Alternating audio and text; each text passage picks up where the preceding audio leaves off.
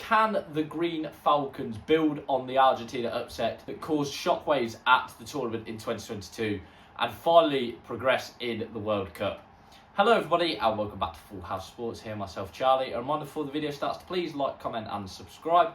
And if you guys do, it's greatly appreciated as I try and become a one-man sports news bandwagon. Yes, I'm back with my World Cup team previews. Apologies for the lack of them recently. There's been so much going on in not just football but sport in general. I try and cover most sports on the channel. Or maybe the sports that I enjoy watching, that there's been so much going on and stuff going on in my life as well that I've been slacking. We are halfway through Group H. If these are the type of things that you like, please subscribe. I've previewed, I think I counted, that's 30 teams down now, so this is my 31st.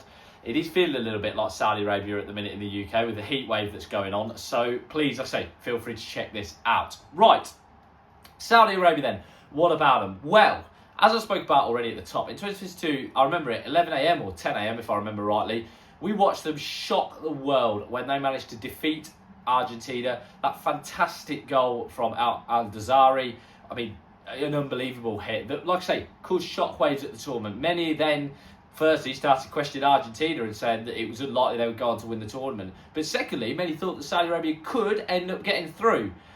Unfortunately, that wasn't to be the case. And actually, Saudi Arabia, since then, have been rather disappointed. Say, whisper it quietly, but for me, they are heading into this tournament one of the worst teams coming into it.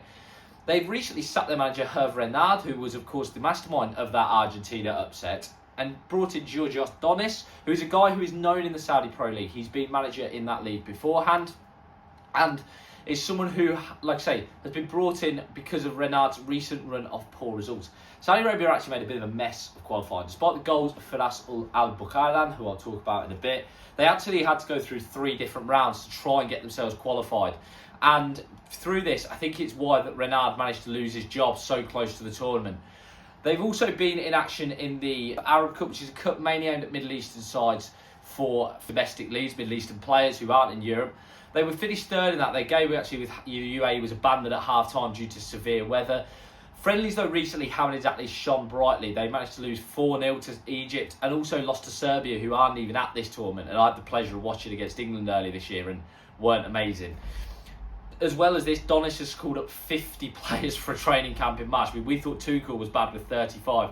He called up 50 players to have a look at them. So clearly, there is some elements of this squad that he is unsure of. I think to say they're underprepared is not something that's out the realms of possibility.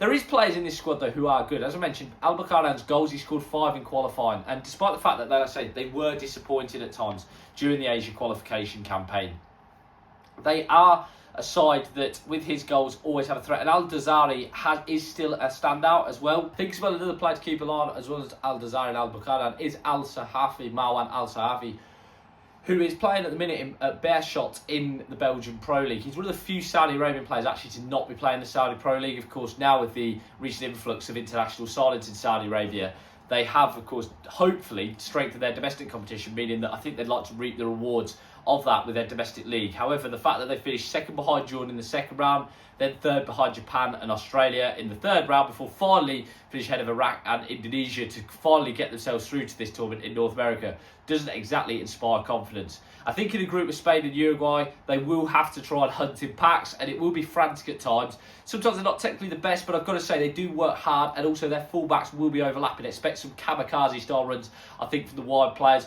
Mohamed Kano will look to dictate things in the midfield. With the third place teams going through, you never know. They could manage to get themselves through, especially with Cabo Verde in this group as well. But I've got to say, my hopes aren't high for Saudi Arabia in this tournament. As always, guys, let us know what you think. Please like, comment and subscribe. Anything you guys do is greatly appreciated as I try and become a one-man sports news bandwagon. As always, have a great day.